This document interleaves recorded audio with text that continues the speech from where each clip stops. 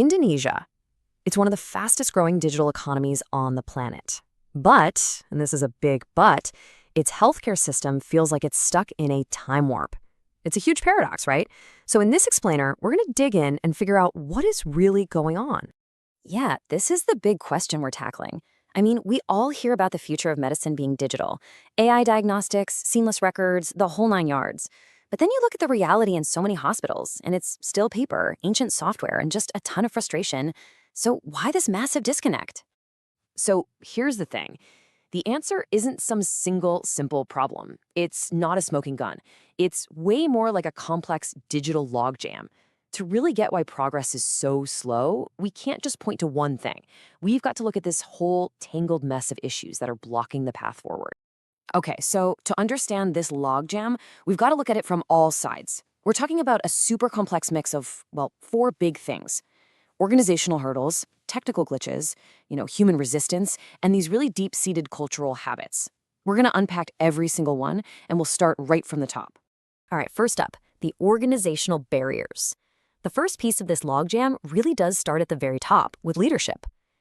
Any successful transformation, any big change needs a clear direction. But what happens when that vision is fuzzy or the money just isn't there to back it up? Well, that's where the problems really begin. And this isn't just a simple list of problems, it's a vicious cycle.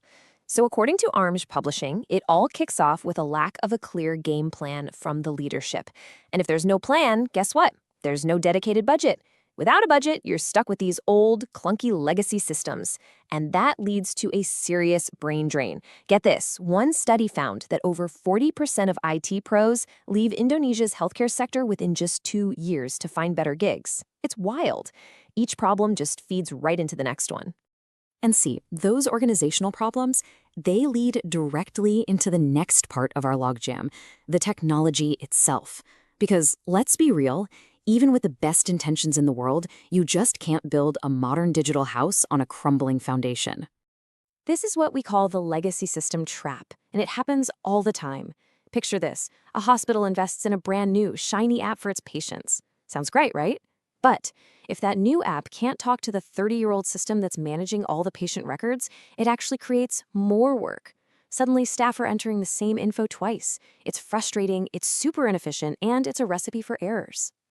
And if that wasn't enough, there's this massive infrastructure challenge. Research from Simbo points out something pretty obvious but crucial. Just because you have great internet in Jakarta doesn't mean you have it in a remote village. This digital divide is a huge deal. It makes things like cloud-based systems or remote video calls totally impossible for huge chunks of the population. It really limits how far any digital health plan can go. Okay, so we've talked strategy and we've talked systems, but here's the thing. Even the most brilliant technology is completely useless if people won't use it or can't use it. And that brings us to the human barriers. This is where the digital dream crashes into day-to-day reality. And this is a really powerful and honestly a very real fear. Imagine you're a healthcare professional and you keep hearing about AI and automation. It's only natural to start worrying about your job, right?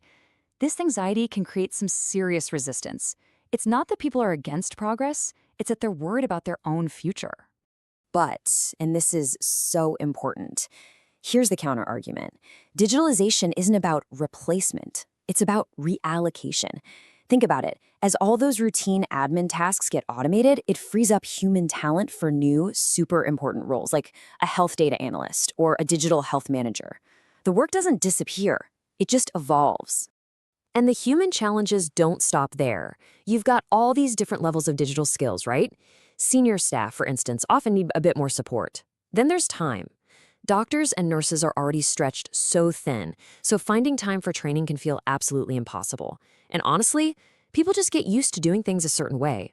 Change is hard for anyone. And all this resistance to change, it points to our final and maybe the toughest barrier of them all, culture. We're not talking about software or servers anymore. We're talking about the ingrained mindsets, the unwritten rules, and the hierarchies within the medical world itself. Just think about this scenario. A new system gets rolled out, and a junior nurse immediately sees a major flaw that's going to cause problems. But in a really strict, top-down culture, is she going to feel comfortable speaking up to a senior doctor or a hospital administrator? Probably not. And that silence kills the exact feedback loop you need to fix things and make the tech actually work for everyone on the ground. And that really gets to the heart of it. The World Health Organization is crystal clear on this. You can't just install new software and call it a day. You have to install a whole new way of thinking. You need a culture that values data over how we've always done it, transparency over keeping things in silos, and collaboration over strict hierarchy.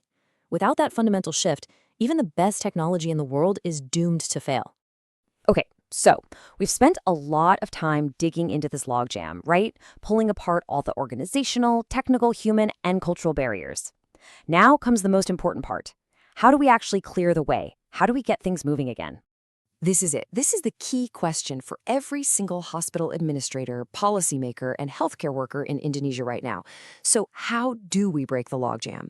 The good news is, while it's definitely a challenge, the path forward is actually becoming a lot clearer. Look, the solution isn't some magic bullet. It's a full-on blueprint, a comprehensive game plan. For every single barrier we've talked about, there's a clear strategy to fight back. Organizational chaos, you counter that with solid strategic planning and getting the execs on board. Technical problems, you tackle those with careful infrastructure checks and rolling things out in phases. The human fears, you ease those with great training and just keeping the lines of communication wide open. And the cultural shift, that starts when leaders actually start modeling the new behaviors themselves.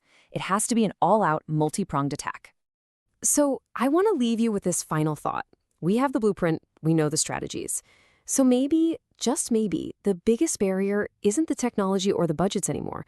Maybe the biggest barrier is simply our collective will to actually change. What do you think?